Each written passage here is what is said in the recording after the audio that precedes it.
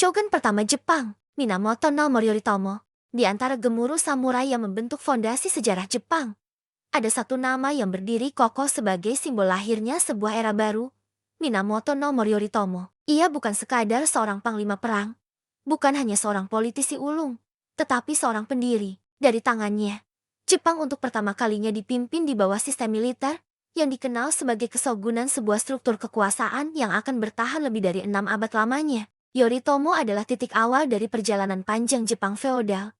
Seorang tokoh yang membangun jembatan dari dunia istana ke dunia para samurai. Namun, jalan yang ditempuhnya bukanlah jalan mulus. Dari seorang anak yang hidup dalam bayang-bayang kekalahan, seorang pengasing yang terbuang di pulau terpencil, hingga akhirnya bangkit menjadi shogun pertama Jepang pada tahun 1192.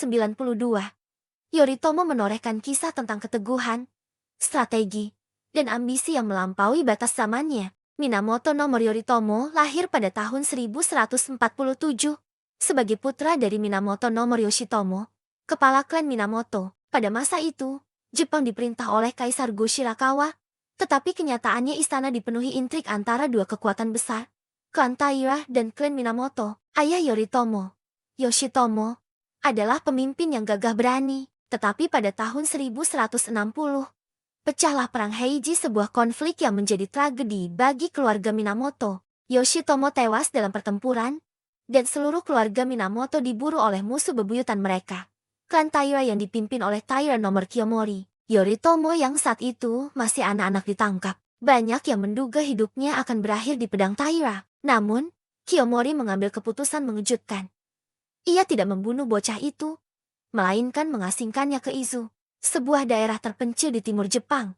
Pengasingan di Izu menjadi titik balik Yoritomo. Di sana, ia belajar tentang kehidupan rakyat biasa, tentang kerasnya alam, dan tentang kesabaran menanti waktu yang tepat. Tahun demi tahun ia tumbuh dalam bayang-bayang dendam terhadap Taira, tetapi juga dengan mata yang tajam melihat perubahan zaman. Nasib mulai berubah pada tahun 1180, ketika Pangeran Mochito, seorang anggota keluarga kekaisaran, menyerukan pemberontakan melawan dominasi klan Taira. Seruan itu sampai ke telinga Yoritomo di Izu. Dengan semangat yang telah dipendam selama 2 dekade, ia menjawab panggilan itu. Awalnya, kekuatan Yoritomo tidaklah besar.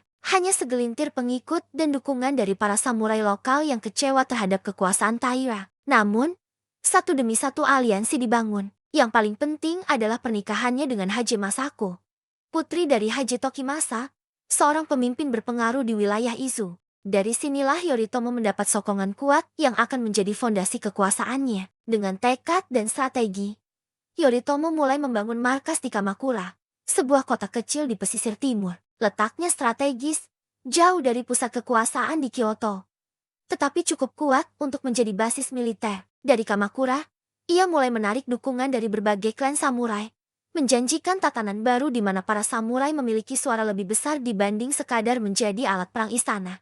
Pemberontakan melawan Taira berubah menjadi perang besar yang dikenal sebagai Perang Genpei. Perang ini berlangsung selama 5 tahun dan menjadi salah satu konflik paling terkenal dalam sejarah Jepang. Yoritomo tidak selalu turun langsung ke medan tempur. Ia lebih sering bertindak sebagai pemimpin strategi dari Kamakura, mengatur aliansi dan mengirimkan saudara serta jenderalnya untuk memimpin pasukan.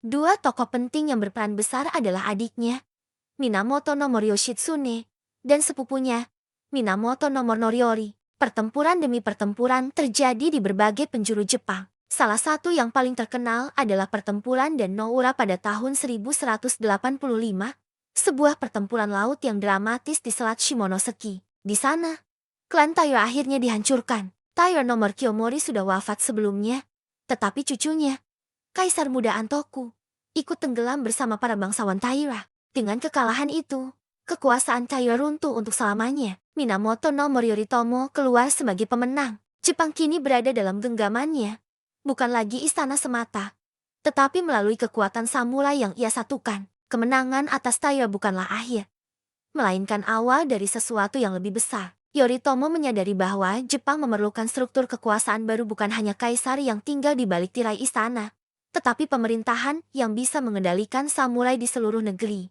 Pada tahun 1192, Kaisar Go-Toba secara resmi mengangkat Yoritomo sebagai Seitai Shogun, atau yang lebih dikenal sebagai shogun. Gelar ini sebelumnya hanya bersifat sementara untuk panglima perang. Tetapi di tangan Yoritomo, ia menjadikannya sebagai lembaga permanen. Dari Kamakura, Yoritomo membangun pemerintahan militer pertama dalam sejarah Jepang, yang disebut Bakufu Kamakura. Sistem ini memberi kekuasaan besar kepada samurai dan menempatkan istana Kyoto dalam bayang-bayang kekuasaan militer. Jepang resmi memasuki era feodalisme militer yang akan bertahan hingga abad ke-19. Namun, jalan Yoritomo tidak selalu mulus. Di balik kejayaannya, terdapat konflik internal dalam klan Minamoto sendiri. Hubungan Yoritomo dengan adiknya, Yoshitsune, memburuk. Meski Yoshitsune berjasa besar dalam mengalahkan Taira, Yoritomo curiga bahwa sang adik ingin merebut kekuasaan. Akhirnya, Yoshitsune diburu dan dipaksa bunuh diri pada tahun ke-1189.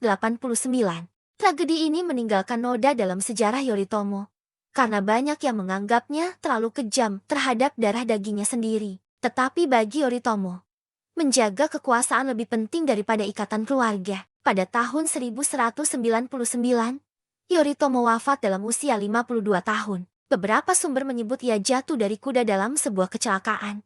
Sementara versi lain menduga ada intrik politik di balik kematiannya. Apapun penyebabnya, kematiannya menutup babak pertama sejarah kesogunan Jepang. Minamoto no Yoritomo meninggalkan warisan yang jauh melampaui hidupnya. Ia bukan hanya pemenang perang, tetapi seorang arsitek politik. Dengan mendirikan kesogunan Kamakura, ia menciptakan sistem pemerintahan di mana samurai menjadi pilar utama Jepang. Kekuasaannya memang tidak bertahan langsung pada keturunannya. Setelah ia wafat, keluarga Haje melalui istrinya Masako dan mertuanya Tokimasa mengambil alih kendali politik sebagai wali dari anak-anak Yoritomo.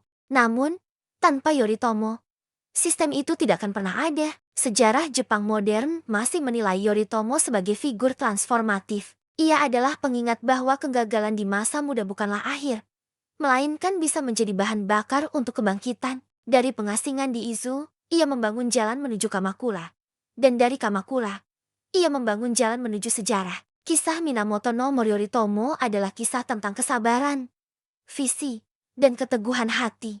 Ia memulai hidupnya sebagai seorang anak buangan, dipandang remeh oleh musuh, tetapi dengan keyakinan yang tak pernah padam, ia mengubah kelemahan menjadi kekuatan. Ia mengajarkan kita bahwa takdir bukanlah sesuatu yang diberikan, melainkan sesuatu yang dibentuk. Bahwa bahkan dari titik terendah, seseorang bisa bangkit menuju puncak kekuasaan jika berani menanti waktu yang tepat dan memanfaatkan kesempatan dengan bijak. Dan begitulah, Minamoto no Yoritomo sang shogun pertama Jepang, meninggalkan jejak abadi, bukan hanya pada zamannya, tetapi juga dalam perjalanan panjang bangsa Jepang. Jangan lupa dukung channel ini dengan kasih like dan subscribe.